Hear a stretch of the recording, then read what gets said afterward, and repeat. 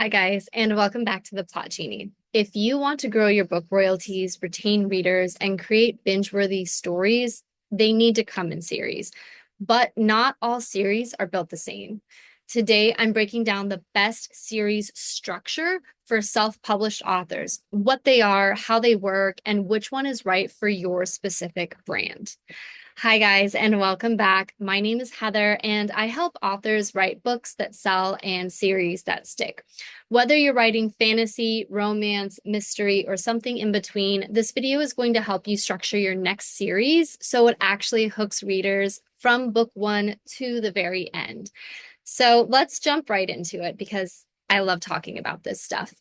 So why do series sell? So really quick, readers are 80% more likely to keep buying books in a series versus standalone titles.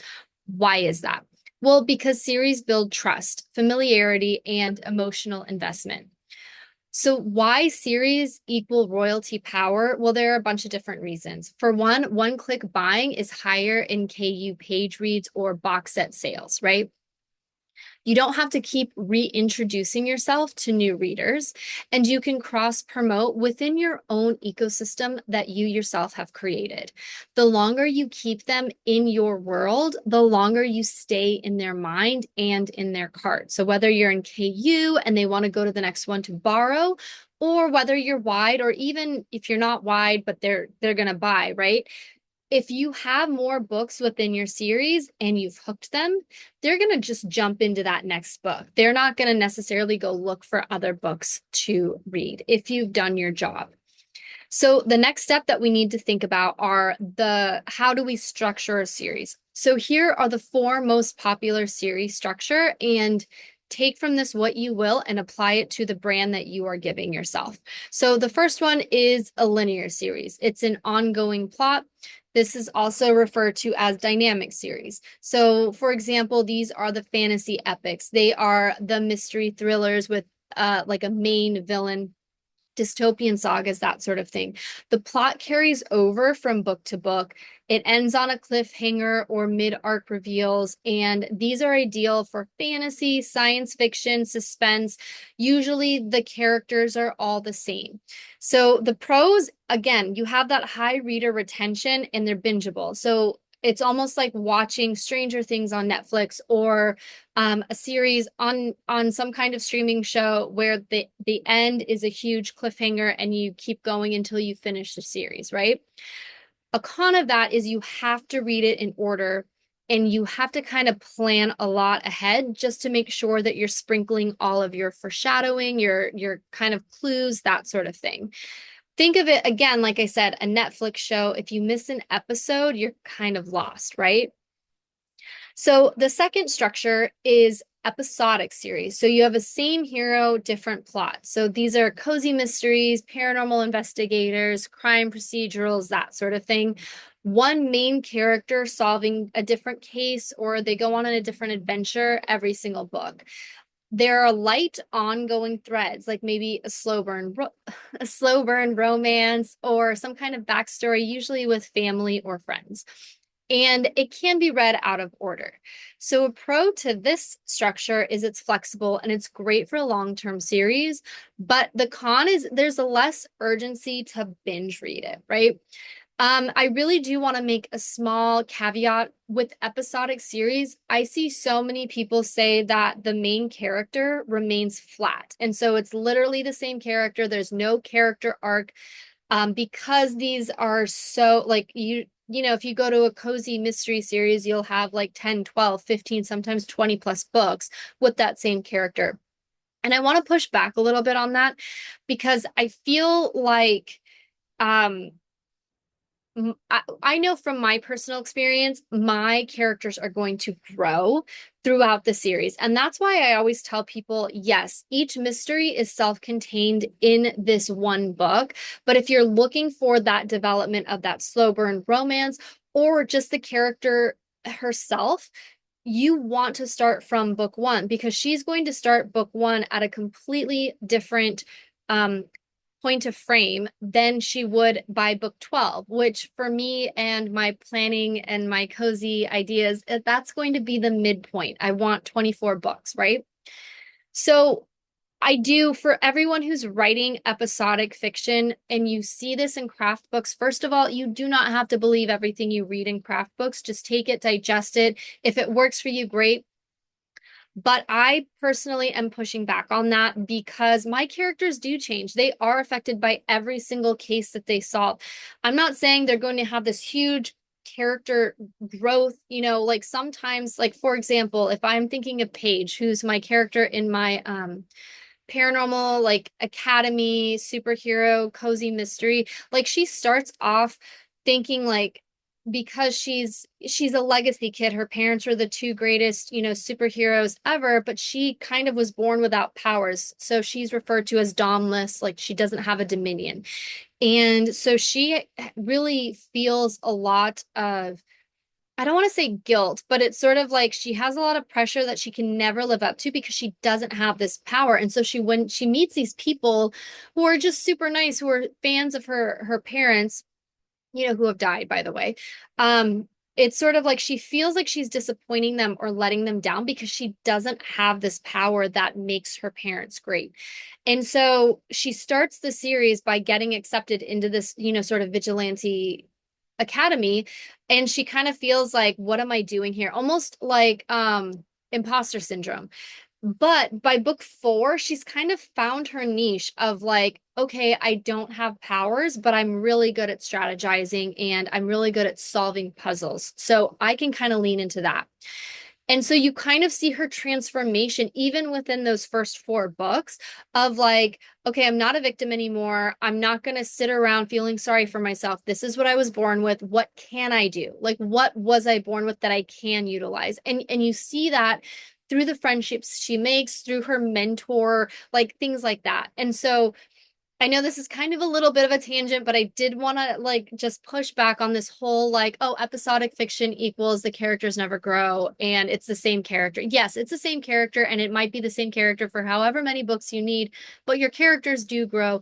Might not be as quickly as, let's say, an urban fantasy trilogy, but they do grow. And I don't know, I just want to push back on that. So anyway, um, these types of books can be great for Kindle Unlimited because each book is self-contained, but they're together, right? And especially when you have that bingeable opportunity where they can just read through them, that is something to consider when you're thinking about publishing options, right? So the third type of series are companion series. So different point of view couple, same world. This is like a standalone series kind of thing.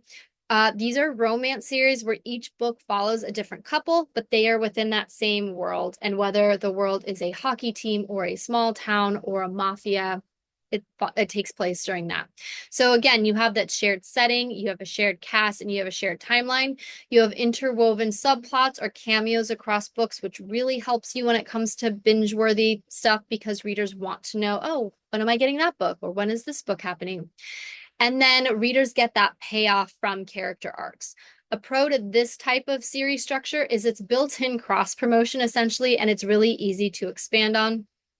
You could say, okay, I want to try this for four books, and if it works out, I'm going to tack on three more, and it's really easy to do something like that.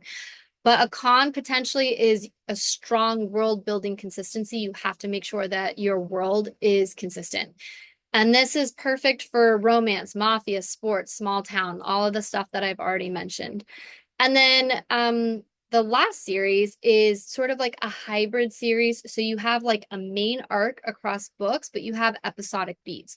So this is really good for fantasy, romance, urban fantasy, potentially serialized thrillers.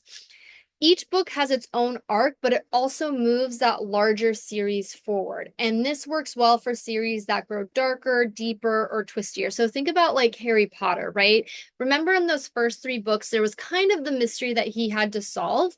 However, like that subplot, that overarching series plot of Voldemort coming back was pushed very slowly along those things until it kind of really was pushed into the forefront of that, right? A pro, again, we have that strong binge factor and we have a natural sort of closure. But a con, potentially, you need more upfront plotting. And again, it's almost like that dynamic series earlier. And so, like, again, you have think Hunger Games meets Bridgerton, right? You get the best of both worlds. You kind of get that episodic, like little bit of a mystery, but you have a very strong subplot that arches across the entire series. Whew, okay, are you still with me here? So which one is actually right for you? So these are some things that you can ask yourself. Do your readers love cliffhangers or closure? Let's be real, no reader loves cliffhangers, but they kind of do because all readers are masochistic, right? Something just to keep in mind. Can your world support multiple point of views and ongoing arcs? Are you writing for Kindle Unlimited? Like, are you preferring like that fast, bingeable read where they're not even thinking about it and they want to one click the next book? And then how often do you want to publish? So here are some recommendations by genre. So if you're writing romance, definitely that standalone or that companion series or the hybrid. Cozy mystery, definitely episodic, but I like to throw in a little bit of a hybrid because sometimes you have series arcs. And even, again, not to go off on another tangent, but like the way that I structure my cozy, it's like almost every 6 books, there's some kind of mini arc. And even for my Cherry Blossom Bay series, there's kind of like an arc for Kitsune, who's my love interest. He's the um, private investigator. His wounds, like essentially why he's not on the police force anymore, is because he lost his partner, his best friend, and there's like the serial killer that's been targeting people closest to him.